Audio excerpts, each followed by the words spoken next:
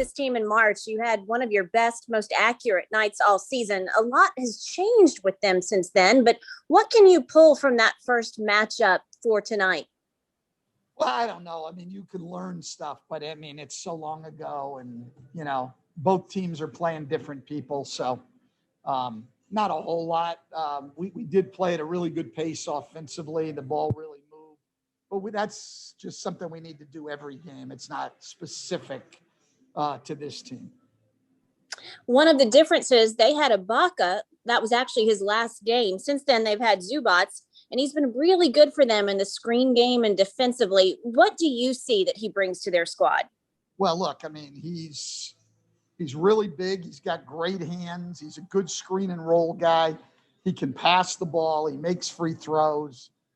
He defends well. I mean, he's just a really, really good player. Coach, I got a couple of rebounding questions for you, one general, one specific. We're trying to figure out in the broadcast the other night when the back tap became so prevalent in the NBA, because it seems to be occurring a lot more than it used to. Well, I mean, on the offensive boards, it's been around for a long time. I mean,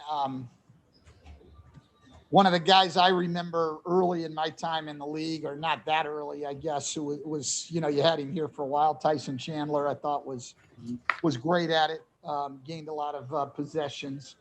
So it's, it's a big part of the game on the offensive board, no question about it. As far as Zion, he had 14 rebounds against San Antonio.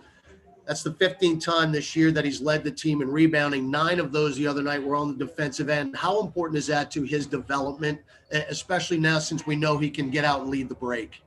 Yeah, no question. I mean, I think that's great for us, both in terms of just saving possessions, not giving the other team possessions. But as you say, I mean, I think some of your best fast breaks, we saw it from, Josh Hart a good part of the year, is to be able to rebound the ball and then push it the other way.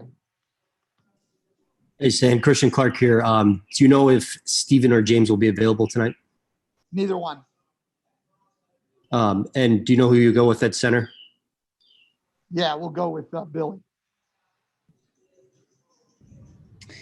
Coach, Paul George has been playing so well these last 8 games specifically, and I'm sure you're very familiar with his game over the years. What makes him so difficult to defend when he's playing like this? Well, I think that, it starts with he can really shoot the ball, and he's got great size, so he can get shots off. But, over the years in his league, over his years in the league, his ball handling has become so good that he can get to where he needs to get to on the floor. And then he just, can raise up and knock down shots. And then he's one of those guys who's as good at the defensive end as he is at the offensive end. Thank you.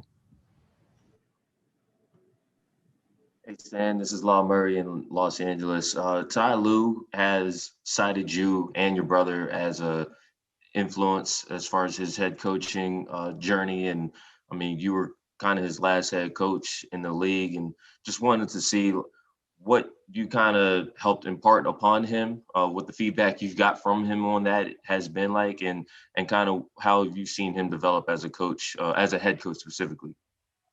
Yeah, Law, look, I don't know that I had any impact on him whatsoever. And so he would have to tell you. I mean, I don't know.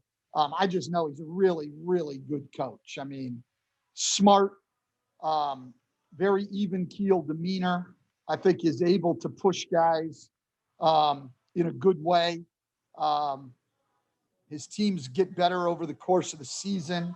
I mean, Ty's been good as a head coach right from the beginning, right from the get-go. So that always amazes me. I had so many years in college as a head coach before I got here to the NBA. And it amazes me when guys like him and Steve Kerr and Steve Nash are able to just come in and have that success. But I think Ty's really, really good. So I don't know about his progression as a head coach. He was so good right away that, he's just continued to, I guess, to get better and better. But he's been good since the day he walked in. Hi, Coach. Thanks for taking the time to talk to us. Hugh Hopkins from Sky Sports here in the UK. You guys haven't shot many threes relative to the rest of the league this year, and the percentage hasn't been great either compared to the rest of the league. You obviously need to coach the personnel on your team, but does the fact that some of the best teams in the league posting some of the, they're the most efficient 3-point shooters, does that weigh on your mind at all? I mean, I would like to be able to shoot the three better. There's no question about that. We're just not, we're not really built that way. We're sort of a throwback team in some ways. And, we've had some injuries to some guys who did shoot more threes. I mean, we traded Redick. I mean, it's just a lot of things have gone on. I mean, we're just not, that hasn't been a strength of ours. Now we had the last 21 games of the first half of the season before the break. We were 12th in the league in 3-point percentage, shot about 38%. And in that time, we were the number 2 offense in the league. So it has been important to us, but our roster's changed a little since then, too. And the 3-point shooting has been a struggle. I don't think that that'll come as any big surprise to anybody. All you got to do is look at the numbers.